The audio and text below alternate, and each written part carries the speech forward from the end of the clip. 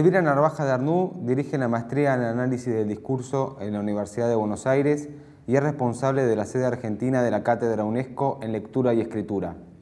Dirigió además el Instituto de Lingüística de la Universidad de Buenos Aires entre 1991 y 2009. Ha dictado numerosas conferencias y seminarios en universidades del mundo sobre temas de glotopolítica, análisis del discurso y pedagogía de la lectura y la escritura. En el año 2009 obtuvo el Premio Extraordinario de Doctorado de la Facultad de Filología de la Universidad de Santiago de Compostela en España. En el año 2012 obtuvo la mención de honor del Congreso Internacional de Americanistas. En 2015 el George Forster Research Award de la Fundación Alexander von Humboldt, el doctorado honoris causa de la Universidad Nacional de Cuyo y el Premio a la Excelencia Académica de la Universidad de Buenos Aires. En el año 2016 obtuvo el Diploma al Mérito de la Fundación Conex en el área de Humanidades. Una etapa importante en la historia contemporánea argentina fue la recuperación democrática. Justamente es el periodo en que, Elvira, te integrás plenamente, ¿no?, a la vida universitaria, que es un momento marcado por la fundación de la Cátedra de Semiología también. Queríamos que nos comentaras cómo evaluás todo ese momento desde la perspectiva actual, ¿no?, desde hoy, digamos, cómo ves desde ahora esa etapa. Para mí fue una etapa muy exigente, pero vivida con gran alegría, porque era la apertura democrática, queríamos poner la universidad de pie, queríamos poner también al país de pie. Y yo tenía que iniciar una tarea que debía destinarse a alumnos que ingresaban al primer año universitario. Una tarea difícil porque la materia era semiología y análisis del discurso, no había sido dictada antes. Pero lo hice, lo hizo todo el grupo que me acompañó con gran entusiasmo. Fíjense que nosotros tendíamos a recuperar la memoria histórica, a que los alumnos vieran que su propia vida se entrelazaba con la de tantos otros, argentinos y latinoamericanos, y eso de alguna manera dejaba sus huellas en los ejercicios, en los textos que dábamos para la ilustración de los planteos teóricos, ¿no es cierto?, nuestra actitud en el aula. También era un desafío porque era llevar semiología y análisis del discurso un primer año, lo que no resultaba fácil. En general nosotros cuando habíamos dictado esas materias las hacíamos en el campo del posgrado. Entonces había que hacer una adecuación fuerte pedagógica, ¿no? Y después formar a los docentes. Era una cátedra con 5.000 alumnos, 3 trimestres al comienzo, 120 docentes que venían de lugares diversos. Entonces para mí fue importante. Tenía que hacer los famosos cuadernillos, hacer traducciones, seleccionar textos, apoyar a los que iban a encarar la tarea áulica, hacer las reuniones de cátedra, donde los dos debates eran tanto de política educativa como de temas científicos, como de políticas culturales y políticas simplemente, ¿no? Entonces, bueno, fue una etapa de intenso trabajo. Y yo siempre lo recuerdo como la experiencia pedagógica más interesante que hice, ¿no? Y la que realmente me llevó a tomar muchas decisiones, ¿eh? Después, cuando progresivamente nos dimos cuenta de la problemática de la lectura y la escritura, que eso fue bastante temprano. Nosotros tendíamos a la enseñanza de una lectura crítica, pero también había que enseñar a leer, ¿no?, textos científicos y a producir la escritura de textos razonados, extensos, ¿no?, que eran los propios de la vida universitaria.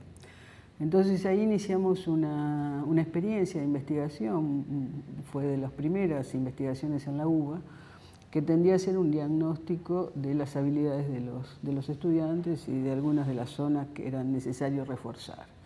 Y esa fue la base de los primeros cursos, de los primeros talleres de lectura y escritura, que los pusimos en marcha. Bueno, los diseñamos en 1989, los pusimos en marcha a comienzos de los 90, en las sedes en las que nos facilitaban las aulas, y progresivamente fue llegando a las otras sedes, ¿no es cierto? Bueno, ese trabajo también fue intenso, fue necesario preparar materiales, formar a los talleristas, Y fue también una experiencia que, como la otra, tuvo una incidencia grande en las universidades del país. Y a veces latinoamericana. Yo me he encontrado con gente que ha leído nuestros materiales y que en algún momento me lo ha agradecido. Bueno, y esos talleres también fueron la base de la convocatoria que nos hicieron a integrar la Cátedra UNESCO, más que integrar, a fundarla, que en el año 96 fundamos la Cátedra UNESCO de Lectura y Escritura. Entonces, bueno, fue una experiencia importante, muy productiva, ¿no?, en el campo pedagógico y en el campo científico. Pero estábamos en medio de esa apertura democrática, ¿no?, de esa primavera que estamos viviendo. Y bueno, muchos de nosotros que no habíamos estado en la universidad durante largos años, era, bueno, recuperar un espacio que queríamos, bueno, acrecentar, darle mayor importancia y ponerlo al servicio del país, ¿no? Eso era lo fundamental.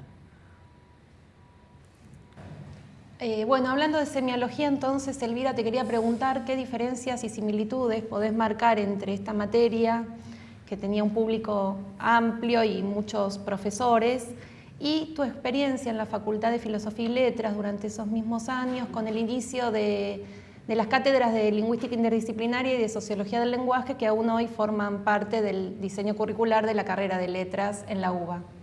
Bueno, las dos eran materias que estaban en el nuevo plan de estudios. Bueno, fui convocada para dictar en primer lugar Lingüística Interdisciplinaria. Bueno, cuando llego al Departamento de Letras, le pregunto a las autoridades cuáles eran los contenidos de Lingüística Interdisciplinaria y siempre recuerdo, porque me parece muy divertido, la respuesta, ¿no? Trata sobre el lenguaje de las abejas o cosas por el estilo. Es decir, que todavía no se había definido el perfil y eso para mí fue algo importante porque me permitía imaginar una nueva cátedra y además siempre me interesó el trabajo interdisciplinario. Entonces en ese momento lo encaré con dos grandes núcleos, uno el referido análisis del discurso y a la problemática de lenguaje e ideología y a los distintos objetos que uno podía abordar, y otro centrado más en políticas del lenguaje, donde tratábamos temas variados como podía ser la Unión Soviética, el español en su etapa, el español en las nuevas situaciones que se estaban planteando, o el inglés como lengua mundial, o la situación de Quebec, la situación de Cataluña, ¿no es cierto?, qué pasaba en América Latina, una serie de temas.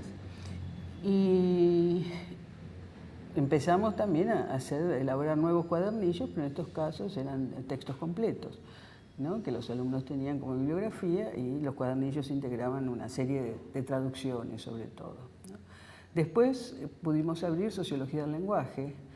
La misma cátedra tuvo entonces las dos asignaturas. Y en Sociología del Lenguaje empezamos a tratar todos los temas de glotopolítica, y fue un espacio para el área muy importante, porque se fueron reflexionando todos los temas centrales y que incluso hoy cubren el espacio glotopolítico. La diferencia fundamental con semiología es que en este caso lo que queríamos era despertar vocaciones, podemos decir así, integrar los nuevos grupos de investigación, formar adscriptos, y dar una formación que pudiera incidir en las prácticas de los futuros egresados, las prácticas pedagógicas de los futuros egresados. Así que bueno, hubo que pensar también otras estrategias pedagógicas, no las destinadas a un público amplio, sino estrategias ya más centradas en un grupo reducido, aunque al comienzo eran, como la carrera de letras tenía muchos ingresantes, era realmente una cátedra que tenía muchos alumnos, Bueno, y ahí se fueron integrando distintos ayudantes que después fueron los que desarrollaron el campo glotopolítico, y las reflexiones desde nuestra perspectiva en el análisis del discurso fueron desarrollados por esos que iban ingresando en su calidad de docentes, de adscriptos o de miembros de nuestros grupos de investigación. Así que el objetivo era distinto, ¿no? Y lo que va de un primer año universitario ya a una materia de la carrera. ¿Cómo recordás la etapa de tu formación en la Universidad de Buenos Aires? ¿Cómo era la universidad en esos primeros años tuyos en la universidad, ya no como académica y profesional o profesora, sino como estudiante? Y específicamente, ¿qué recordás del panorama de los estudios sobre el lenguaje en esa época? Bueno, la época en la que yo fui estudiante era una época de una intensísima actividad política, ¿no? En todo sentido. Y la universidad estaba atravesada por la política. Yo siempre digo que aprendíamos más fuera de las aulas que dentro de las aulas. Entonces las discusiones intelectuales, políticas, referidas a distintos campos científicos también eran notables. Y nuestras lecturas eran múltiples, de todo tipo. Es decir, había además una relación muy estrecha entre los estudiantes de las distintas carreras. Entonces fue una universidad vital, incluso con épocas muy difíciles, pero de cualquier manera un espacio intelectualmente muy estimulante. Yo creo que eso ha cambiado. Fueron años, piensen ustedes que yo pasé el mayo 68 también en esa universidad, ¿no es cierto? Es decir, que eran épocas de demandas intelectuales grandes, ¿no es cierto? Y que exigían un compromiso y un posicionarse y un pensar la relación de la ciencia con el país, con América Latina, cuál era la posición que el científico debía adoptar en esas luchas, ¿no es cierto? Bueno, era esa Universidad de Buenos Aires. En lo que hace a los estudios que podemos decir específicamente universitarios, hay algunos que después influyeron en mis decisiones posteriores, ¿no es cierto? Por un lado, los estudios gramaticales. Esos estudios gramaticales donde una figura muy interesante era la de Anita Barrenechea. Entonces ahí nos poníamos en contacto con todas las reflexiones sobre el lenguaje de esa época, del estructuralismo, con el rigor que era propio de esa cátedra. Es decir, que para mí fue un espacio de formación, ¿no? De formación importante.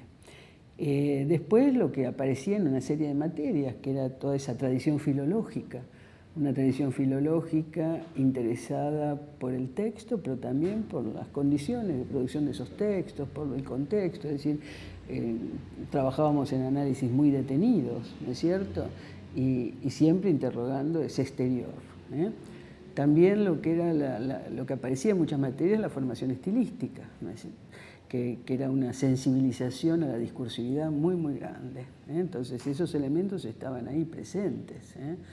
Después que recuerdo también la importancia asignada a la teoría literaria, y ahí la figura de Pesoni es una figura de gran peso, de gran peso. Ahí veíamos todo lo que se planteaba en relación con los discursos narrativos, con los discursos poéticos, hicimos aprendizajes grandes. Y ya en los últimos años, la presencia de lo que ahora se llaman los estudios culturales, estudios sobre los medios, sobre el folletín, sobre el cine, sobre la historieta, ¿no? Y estudios semióticos también que iban ingresando a ese ámbito. Entonces, si bien yo valoro más el aprendizaje de la vida política, creo que también en las aulas fue un aprendizaje fuerte y yo me he dado cuenta después que muchas de esas cosas las he desarrollado. Pensemos que esos docentes míos habían estado formados por el viejo Instituto de Filología, ¿no es cierto? Entonces todo lo que era la lingüística española estaba presente. La lingüística española tenía también esas dos vertientes, el análisis detenido de los textos y la interrogación sobre las políticas culturales y lingüísticas. Así que eso puedo recordar ahora de mi etapa de formación en la Universidad de Buenos Aires, que la recuerdo realmente con gran cariño, y que frente a los estudios secundarios para mí fue realmente un lugar tremendamente placentero, abierto, ¿no? La escuela secundaria era mucho más, menos contestataria, ¿no? Por lo menos la que yo viví. Justamente queríamos preguntarte sobre tu primerísima etapa, sobre tus años iniciales, tus momentos iniciales, ¿no?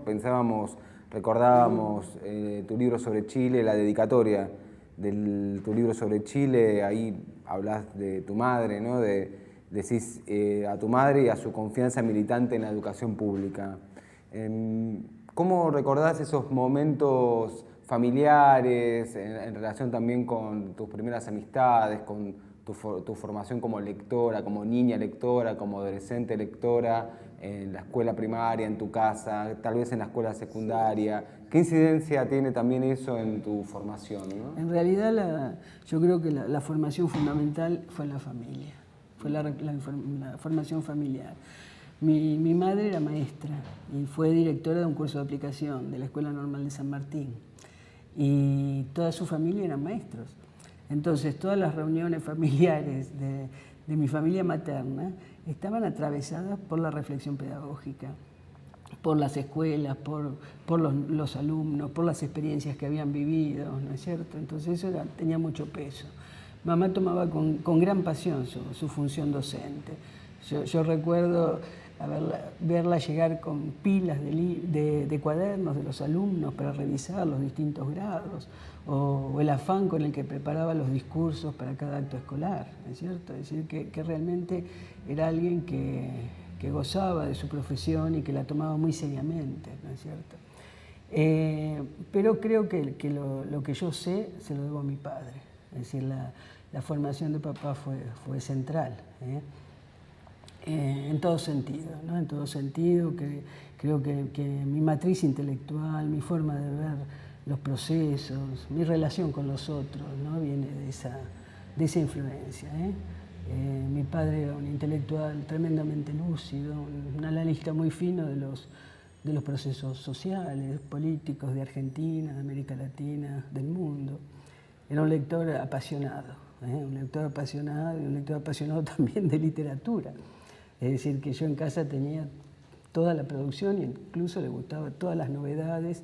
Iba sus recorridas por Corrientes, las compras de libros, ¿no? O librerías de viejos o los otros. A veces yo iba con papá y volvíamos a casa con los paquetes de libros que estábamos comprando. Era una práctica de las más habituales. Además, para él era muy importante lo que sería el análisis de los discursos sociales. Consideraba que para comprender, ¿no?, los procesos teníamos que ser finos analistas de esos discursos. Yo lo practicaba con el diario permanentemente. Tal vez en eso incidía que su formación, además de ser una formación en principio marxista, estaba abierta al psicoanálisis y era también un lector apasionado del psicoanálisis, ¿no? Él consideraba que los seres humanos nos teníamos que autoanalizar, para lo cual era necesario hacer esas lecturas, ¿no? Y después, bueno, las reuniones políticas de mi padre con sus compañeros, ¿no?, a las que siempre asistimos desde muy chiquitos. Nunca se nos excluyó de esos espacios. Entonces, eran espacios de debate, de discusiones, en distintas épocas, ¿no es cierto? Y toda mi vida está asociada a las prácticas políticas, algunas gozosas, victoriosas y otras tremendamente angustiantes, ¿no? Así que creo que eso fue lo fundamental. Si yo pienso, qué sé yo, dónde me formé realmente, fue en mi familia. Elvira, tu primera formación está vinculada con el magisterio y, por lo que sabemos, a lo largo de tu carrera siempre pensaste o trabajaste en los distintos niveles del sistema educativo, principalmente en el secundario y en la formación de docentes, además de la universidad. ¿En qué sentido toda esa experiencia como maestra, como profesora en los distintos niveles, incide en tu práctica académica simultánea o posterior, ¿no? Bueno, yo siempre destaco humorísticamente que soy una de las últimas maestras normales nacionales en actividad. Y eso considero que es algo para mí muy importante. Siempre eso de ser maestra normal nacional me ha acompañado. Si bien no ejercía la enseñanza primaria, salvo pequeñas suplencias, sí lo hice mucho en la escuela secundaria y en los institutos de formación docente. Entonces eso para mí fue central. Cuando comenzamos la experiencia con la apertura democrática en la universidad, eso me había dado un conocimiento muy, muy grande de lo que eran los alumnos que ingresaban, ¿no es cierto? Yo sabía qué se le podía demandar esa franja etaria, sabía cuáles eran sus intereses, y en los cuadernillos eso se manifestaba. Yo intentaba llegar a esos alumnos a los que en gran medida conocía. Y de los institutos del profesorado también, es decir, la preocupación permanente por adecuar los contenidos teóricos que dábamos a lo que serían las prácticas en el aula. Entonces eso fue para mí muy fuerte y creo que me acompañó a lo largo de todos mis años de ejercicio de la docencia en la vida universitaria. Ahora, también fue un poco a partir de esa experiencia que hicimos las primeras investigaciones. Es decir, empezamos investigando esas dificultades que yo les señalaba de los alumnos ingresantes. Bueno, para eso realmente necesitábamos ese conocimiento pedagógico que venía de transitar instituciones y conocer gente, conocer a estos chicos, los docentes, cuál era la situación del país en ese campo. Así que eso incidió fuertemente. Y, como yo les decía, cuando creamos la Cátedra UNESCO, eso estaba presente, era la idea, la lectura y la escritura en los distintos niveles educativos. Entonces, creo que también eso fue fundamental para que yo pudiera reflexionar sobre esas prácticas en los niveles más altos, incluso el nivel del posgrado. Entonces siempre estuvo esa inquietud pedagógica orientando muchas de las investigaciones, ¿no es cierto? Y también todo lo que era la formación de los nuevos docentes, la preocupación porque fueran elementos renovadores en sus clases, y siempre conversar sobre temas educativos con gran placer y con gran entusiasmo. Creo que tuvo un peso realmente muy fuerte. Vos, Elvira, fuiste una pionera en detenerte, una de las primeras en detenerte en el discurso de las intervenciones del entonces cardenal Bergoglio, que, como todos sabemos, luego fue elegido Papa, y ese análisis que vos estableciste fue con las herramientas de análisis del discurso. También después le dedicaste el estudio a los discursos de Chávez, y a partir de esa experiencia, y por supuesto de tu experiencia académica y de investigadora, te queríamos preguntar cómo crees que el análisis del discurso da cuenta, o puede dar cuenta del presente, pero también puede anticipar ciertos fenómenos políticos del futuro. Bueno, fíjense que al cardenal Bergoglio, o con el cardenal Bergoglio me encontré cuando estábamos en equipo estudiando los discursos de la crisis del 2002. Y habíamos dejado de lado la iglesia. Y bueno, yo casualmente escuché la homilía de Bergoglio en el Te Deum.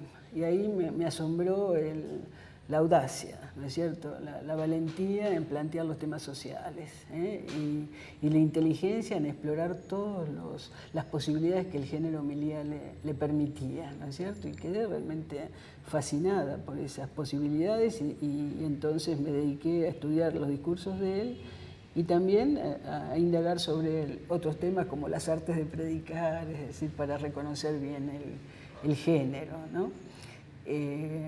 Después las relaciones entre las homilías y los discursos institucionales, que también en ese momento me interesaban. Y recuperé un poco esos estudios cuando el Bergoglio fue papa, ¿no? Entonces vi algunos de los discursos como papa. En el caso de Chávez, yo estaba investigando cómo los líderes, qué lugar le daban los líderes latinoamericanos a la cultura escrita. Era la idea que teníamos para ligar todas las reflexiones sobre lectura y escritura a las reflexiones políticas. Y ahí también me encontré con Chávez y encontraba que Chávez era un defensor de esa cultura escrita, un promotor de esa cultura escrita. Si antes había provocado cierto escándalo que yo me dedicara a un cardenal, con Chávez pasó lo mismo, porque defenderlo como promotor de la cultura escrita era oponerme a todo lo que los medios, la construcción que los medios habían hecho de su imagen, ¿no? Y mi primer trabajo fue sobre eso, una exposición en la Cátedra UNESCO. Después, bueno, abordé otros temas de él, me interesó la matriz de los discursos latinoamericanistas, o cómo construía el objeto discursivo socialismo del siglo XXI, cómo reconocía las filiaciones, qué estrategias utilizaba para hacerlo objeto de debate en Venezuela y en Latinoamérica, cómo construía identidades a través del estilo, cómo se inscribía en la tradición bolivariana. bueno, son dos personajes que para mí han sido muy interesantes y que además me han divertido mucho. Yo recuerdo que, bueno, que cuando trabajaba con Chávez era un mal momento mío, personal. Pero los chicos de pronto me escuchaban reír, mis hijos. Entonces ya está leyendo a Chávez. Bueno, ahora, vos me preguntás si el análisis del discurso puede anticipar. Bueno, yo me pavoneaba un poco con lo de Bergoglio, eso debo reconocerlo, pero creo que no. Lo que puede hacer es ayudar a comprender los procesos. Siempre que el investigador, bueno, no quiera simplemente comprobar la eficacia de determinados modelos teóricos, sino que se interese por comprender realmente esa discursividad y asociarlas con las prácticas sociales, con las prácticas políticas. Bueno. Justamente a partir de esto último que planteabas, nos preguntábamos también acerca de tu reflexión en torno a cuál es el lugar del experto en temas relacionados con el lenguaje, experto en temas protopolíticos, en el debate público, ¿no? ¿Cómo ves vos ese lugar en términos de intervención política y de intervención pública? Sí, yo creo que el experto puede hacer propuestas y algunas de esas propuestas pueden incidir en la marcha de los acontecimientos, pero en general dependen de situaciones que él no controla. Yo les voy a dar el ejemplo en el campo glotopolítico, ¿no? de algunas exitosas y otras no. Por ejemplo, cuando yo estaba como directora del Departamento de Letras del Instituto Superior del Profesorado Joaquín B. González, ahí elaboramos, a partir, fíjense, empezamos el trabajo en el año 85, 86, el proyecto de una maestría en Ciencias del Lenguaje, que creo era la primera maestría en el país. Y bueno, la discusión sobre la integración latinoamericana era una discusión importante. Y entonces propusimos que todos los estudiantes que eran egresados de las carreras de letras, de lenguas extranjeras, hicieran 2 años de portugués y de cultura brasileña. Dos cursos anuales, es decir, que tenía bastante peso y eso nos llevó a establecer contactos con el centro brasileño, es decir, a trabajar en ese ámbito. Piensen ustedes que el Acta de Iguazú era de 1985. Todavía no se había firmado el Mercosur, que se firma en el 90. Entonces ahí, bueno, nosotros consideramos que para acompañar el proceso de integración regional era importante introducir el portugués. Y ahí lo hacíamos en un lugar que nos parecía que podía después tener incidencia en otros niveles educativos, porque todos eran docentes. Es decir, que esa fue una experiencia exitosa que se mantiene incluso ahora, ¿no es cierto? Pero después, en los años 90, nosotros hacíamos propuestas desde la universidad y tendiendo también a actuar sobre la universidad importantes. Es decir, en un momento pensamos en la necesidad de un colegio, del tercer colegio universitario de la Universidad de Buenos Aires, que fuera el Colegio del Mercosur, después lo llamamos el Colegio de los Libertadores, que fuera un colegio que formara a todos aquellos que iban a actuar en el proceso de integración regional. Y ese no tuvo éxito y bueno, las explicaciones fueron diversas, ¿no? Y explicaciones en algunos casos económicas que son siempre absurdas porque los proyectos educativos no cuestan tanto frente al despilfarro que hacen en otros ámbitos, no cuesta. O proyectos también de introducirlo en las carreras de formación docente, introducir la reflexión sobre la integración regional y sobre la otra lengua mayoritaria, ¿no? Sobre la diversidad del español, ¿no? Queríamos renovar toda la formación docente y eso tampoco tuvo ningún eco. Y eso, bueno, nos llevó a preguntarnos, porque sabíamos bien que en el Mercosur educativo los funcionarios estaban siempre presentes, firmando acuerdos todo el tiempo, ¿no es cierto?, durante la década de los 90. Y en la práctica lo que hacían era introducir el inglés desde el jardín de infantes, cuando tenían la posibilidad. Bueno, entonces vimos la necesidad de interrogarnos acerca de qué era lo que pasaba. Y lo que pasaba era que la posición dominante era la del ALCA, que planteaba la integración continental, y el Mercosur aparecía como un elemento secundario que iba después a integrarse al otro espacio.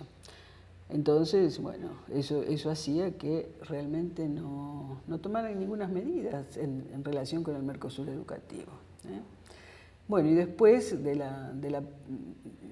nuevo proceso, ¿no?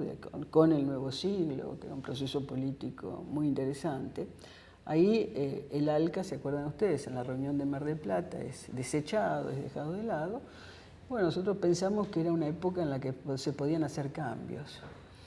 Pero notablemente nos encontramos con que los funcionarios adoptaban la posición de la Unión Europea, que era la posición del desarrollo de un plurilingüismo, que eso estaba ligado a situaciones concretas que vivía la Unión Europea, y se negaba a considerar la posibilidad del desarrollo, primero, de un bilingüismo con distintas modalidades, español-portugués.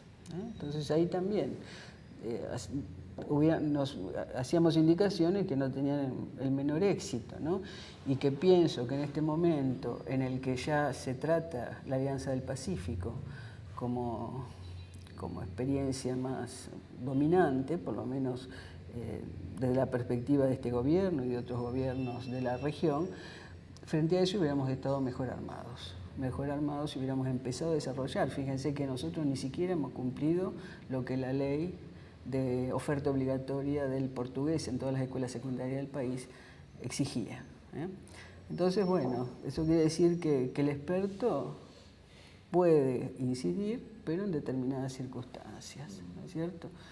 Así que hay que pensarlo. De cualquier manera, yo nunca he dejado de hacer propuestas, de insistir en distintos ámbitos, porque me interesa, pero sé que en muchos de los casos eso no marcha, o tal vez, qué sé yo, pueda marchar en otro momento y lo que uno dice pueda servir para que se implementen otras medidas, ¿no? Pero ahí está la dificultad. De cualquier manera, creo que siempre tenemos que pensar cómo podemos estar al servicio de la sociedad, ¿no? Y hacer propuestas en este sentido es estarlo, Retomando algunas ideas que estuviste diciendo, queríamos preguntarte, queríamos decirle al público que en general la perspectiva que vos privilegiás en tus trabajos, tanto discursivos como glotopolíticos, es la latinoamericanista. A partir de ahí te queríamos hacer dos preguntas. Por un lado, ¿qué tradiciones y qué líneas de pensamiento retomás en ese sentido en tus trabajos? Y por otro lado, ¿cómo juzgás la vitalidad de esa perspectiva? Algo dijiste recién desde la actualidad. Bueno, también acá tengo que apelar a los recuerdos familiares. Mi familia era profundamente latinoamericanista y para mí eso constituye un modo de pensar y de posicionarme que me dura ahora a pesar de los distintos avatares, ¿no? Es decir, ustedes tienen que pensar que el latinoamericanismo ha sido sostenido por todos los movimientos nacionales y populares del continente, desde nuestras guerras de la independencia. Es decir, que nos posicionamos en un lugar que han recorrido otros, ¿no? Y con mucha insistencia. Yo estoy trabajando ahora los discursos de Perón en democracia, en los años 1951 y 1952, que son realmente notables porque son años de muchos problemas, ¿no es cierto? Está la sublevación de Menéndez, la muerte de Evita, las elecciones, la expropiación de la prensa incluso, es decir, años bastante duros para el peronismo, y Perón considera que él tiene que hablar de política internacional y formar a los cuadros, ¿no es cierto?, en esa política internacional. Y en esas notas él va definiendo la tercera posición y él va insistiendo en la importancia de la Unión Latinoamericana, ¿no es cierto?, como única forma de luchar contra el imperialismo o por lo menos de poder defendernos. Piensen que en esa misma época, desde la izquierda nacional, se planteaba lo mismo, es decir, la necesidad de construir una federación de estados latinoamericanos y la necesidad también de movilizar a los obreros en torno a esas banderas. Es decir, que son banderas que han acompañado muchas generaciones, ¿no? Y uno se inscribe en eso. ¿Qué es lo más novedoso, o ya no tanto? Es que el capitalismo en esta etapa ha necesitado, por sus propias exigencias de desarrollo económico, generar las integraciones regionales, ¿no es cierto? Son esos nuevos espacios. Y eso, bueno, para nosotros es muy importante. Desde el punto de vista de los centros de poder, eso tiene que ser solo un espacio económico, pero desde una posición latinoamericanista se puede ser el espacio que nos lleve a una integración de tipo político, ¿no es cierto? Y bueno, muchos sectores han luchado por eso. Algunos de los resultados son el Parlasur, por lo menos la necesidad de elegir por voto directo a los representantes en el Parlasur. Lo otro fue la creación de UNASUR. Y bueno, para que eso se convierta en un espacio político, necesitamos activar esa memoria del latinoamericanismo, que se activa muy fácilmente porque viven muchos. Pero bueno, en estos momentos esa memoria no se está activando, y lo que parece ir triunfando, teniendo cada vez mayor peso, es la idea de que el Mercosur es un espacio comercial simplemente, y que el modelo es ahora la Alianza del Pacífico, ¿no es cierto? Que es una alianza del Pacífico con base también en Estados Unidos, a la que se han opuesto, qué sé yo, Evo Morales, Correa, Maduro, pero que creo que está avanzando. Y para esa política, la política lingüística va a ser la enseñanza del inglés. Ya pensemos que nuestras élites están socializándose en inglés, en distintos lugares del mundo. Bueno. Un aspecto muy importante, otro aspecto muy importante de tu trabajo está relacionado con cuestiones editoriales. Ejemplos, solo algunos de ellos, son el proyecto de la colección de estudios del lenguaje de Editorial Hachette o la enciclopedia semiológica de Eudeva. También en tu trabajo pusiste en circulación muchísimos textos a través de tus traducciones o de generación de traducciones a partir de lo que vos aportabas. ¿Cómo valorás desde hoy todo ese recorrido ligado a la política editorial o de inserción de textos escritos en tu trabajo de todos estos años? Para mí es una experiencia muy importante. La viví también con mucha pasión, el trabajo editorial. Cuando pude abrir la colección Lengua, Lingüística, Comunicación en Hachette, ¿no es cierto? Eran los últimos años del proceso, era una forma de actuar en la política cultural, ¿no? En la política educativa, porque era llevar esos textos a la escuela, a los institutos de profesorado, a la universidad, ese era el deseo. Y ahí en esa colección, en la que se publicaron muchos libros, los primeros eran traducciones, pero enseguida fue integrando a todos los docentes, investigadores que habían reflexionado sobre el lenguaje en el país, también con esa idea de poner de pie, ¿no?, al país y mostrar lo que se había producido. Bueno, a lo largo de esa experiencia aprendí también todo lo que era el trabajo editorial. Fíjense que yo tenía que hacer adaptaciones, revisar las traducciones, hacer las correcciones muchas veces de estilo, y también otras tareas que no me disgustaban, que eran visitar los imprenteros, conocer los tipógrafos, ver los encuadernadores, es decir, que se necesitaba todo eso para que los libros salieran. Y bueno, ahí para mí fue una experiencia muy, muy enriquecedora, ¿no? Y después ese conocimiento me sirvió en el Instituto de Lingüística, ¿no es cierto? Cuando pongo en marcha la revista Signo y Seña, que para mí no era ajeno todo el trabajo editorial, entonces podía ponerla en marcha, seguir los números, hacer que fueran saliendo con cierta regularidad. Y también en Eudeva con la enciclopedia semiológica y la historia de las políticas e ideas sobre el lenguaje en América Latina. Es decir, que eso me acompañó siempre. Ahora, bueno, me dedico más a preparar obras colectivas, que eso también me gusta porque es me implica un contacto asiduo, intelectual con los autores, que esa situación dialógica para mí es esencial, ¿no? Y estoy apoyando un emprendimiento que hemos hecho desde la Cátedra UNESCO, que es la revista digital Traslaciones. Así que sigo con mi vocación en relación con el trabajo editorial. Sí, queríamos que nos comentaras acerca de otro periodo y de otro momento importante desde el punto de vista de la actividad académica, pero también del desarrollo de una zona de estudios glotopolíticos en relación con el Instituto de Lingüística de la Universidad de Buenos Aires que dirigiste durante mucho tiempo y donde la impronta glotopolítica fue determinante, ¿no? De ese periodo, ¿qué proyectos rescatás? ¿Qué momentos significativos rescatás? ¿Qué recuerdos hay en función de esta construcción de un área donde los estudios discursivos y los estudios lingüísticos confluyen también con una reflexión eminentemente política? Claro. Mira, cuando el decano me convocó para que me hiciera cargo del Instituto de Lingüística, lo que me dijo es que era un instituto que iba a ser cerrado, ¿no es cierto? ¿Por qué? Porque la producción era muy, muy limitada.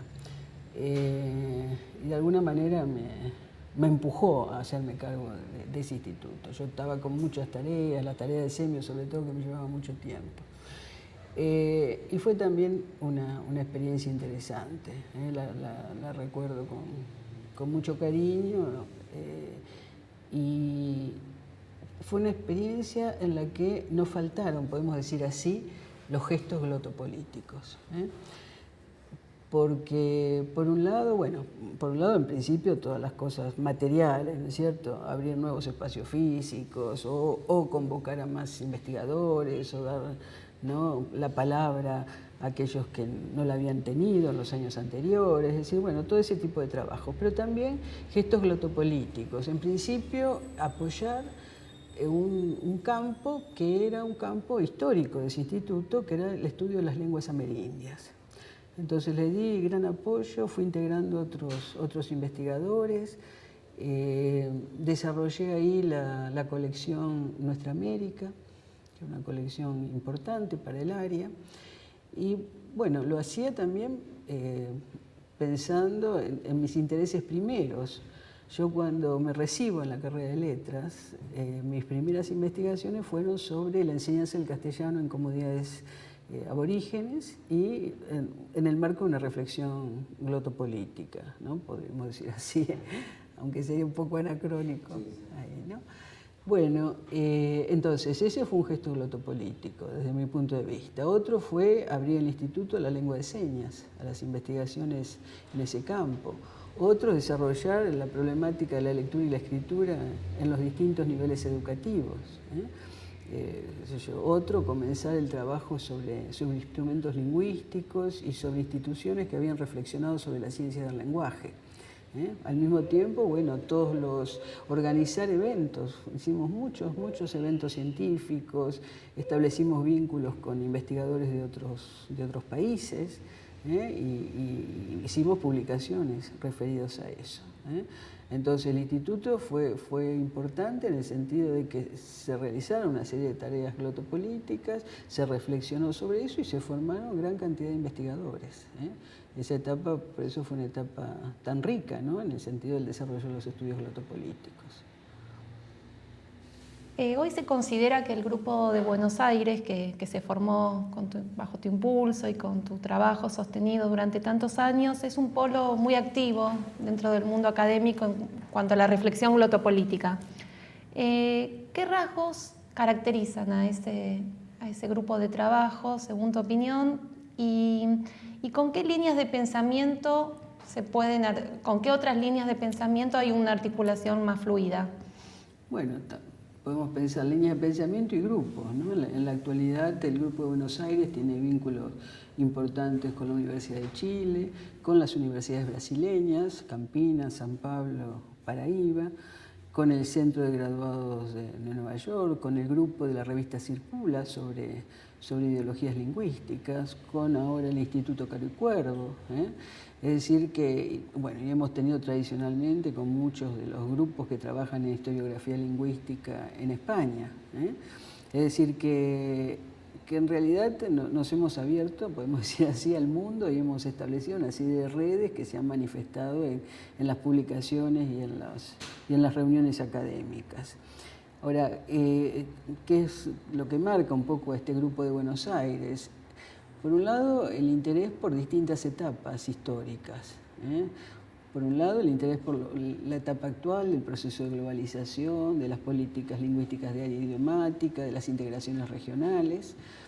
por el otro, el interés por la etapa de formación y consolidación del Estado Nacional, y también por etapas más puntuales, como los distintos gobiernos peronistas, que es sobre lo que estamos trabajando ahora y sobre lo que vamos a hacer las próximas publicaciones. Es decir, por un lado esa apertura. Por el otro lado, el estudio de objetos diversos, fíjense que están aquellos que van a estudiar la legislación lingüística, los que estudian instrumentos lingüísticos, diccionarios, gramáticas, retóricas, ¿sí? Y todos los otros que se vinculan, los materiales didácticos, y que se plantean preguntas en general originales e interesantes sobre esos materiales. Lo que hay en el grupo yo creo que es una vocación, por un lado, una vocación interdisciplinaria. Es decir, cada investigación que se realiza es una investigación en la cual se interrogan saberes que no son específicamente los de la ciencia del lenguaje, aunque estos, por supuesto, ocupen el lugar central. Y hay un interés por eso, es decir, hay una vocación interdisciplinaria fuerte, hay un espíritu crítico que yo admiro, incluso en los jóvenes, la decisión de no atenerse a las recetas consolidadas y de poder ir descubriendo, ¿no? El tomar la tarea como algo importante y que al mismo tiempo los compromete. En el momento actual el Grupo de Buenos Aires tiene muchísimas investigaciones, hemos tenido tesis, tenemos gran número de becarios, es decir, que ya se consolida como un grupo académico de envergadura. Sabemos y podemos dar fe nosotros de tu intenso trabajo constante, y también estamos orgullosos de eso. ¿Cómo podrías hacer una síntesis de tus trabajos actuales y tus desafíos nuevos, futuros, en relación a los estudios del lenguaje, a esta experiencia y este campo glotopolítico que de alguna manera vos introdujiste acá entre nosotros? Bueno, ustedes saben que siempre me han interesado los instrumentos lingüísticos y últimamente he trabajado sobre la tradición retórica, la tradición retórica que tiene también sus expresiones en las artes de predicar, en los manuales de estilo, en el estudio de algunos materiales didácticos, no solo en el manual de retórica tradicional. Bueno, y eso me ha llevado a preguntarme acerca de los modos de regulación de la discursividad que las sociedades contemporáneas ponen en marcha. Ustedes recuerdan que Foucault, en el orden del discurso, había insistido en cómo las sociedades requieren estos instrumentos, ¿no?, de control, de disciplinamiento. Y estoy trabajando en lo que podemos llamar en sentido amplio lo políticamente correcto, como una forma de restringir, disciplinar, controlar la discursividad. Sigo trabajando sobre las orientaciones para la escritura en Internet, es decir, que eso es otro ámbito interesante. Y también en lo que se refiere, y me gustaría eso andarlo, al control de la discursividad en el sector terciario, ¿no es cierto?, en todo lo que es el sector de servicios en la actualidad, cómo tienen que relacionarse con el cliente, etc. Es decir, que eso sería un poco lo que ahora me interesa, esa regulación discursiva, y un poco, bueno, relacionándolo con todos los trabajos anteriores míos sobre la tradición retórica. En cuanto a los desafíos, creo que lo importante ahora es consolidar la glotopolítica en el espacio mundial, podemos decir así, ¿no es cierto? Afirmar los vínculos que tenemos con otros países, ir desarrollando nuevas investigaciones. Creo que esa es la etapa ahora, y de hacer publicaciones conjuntas con otros, que algo que ya hemos iniciado. Gracias, Elvira, por este espacio. Muchas gracias. Y gracias a ustedes por haber charlado conmigo, y hacerme recordar tantas cosas.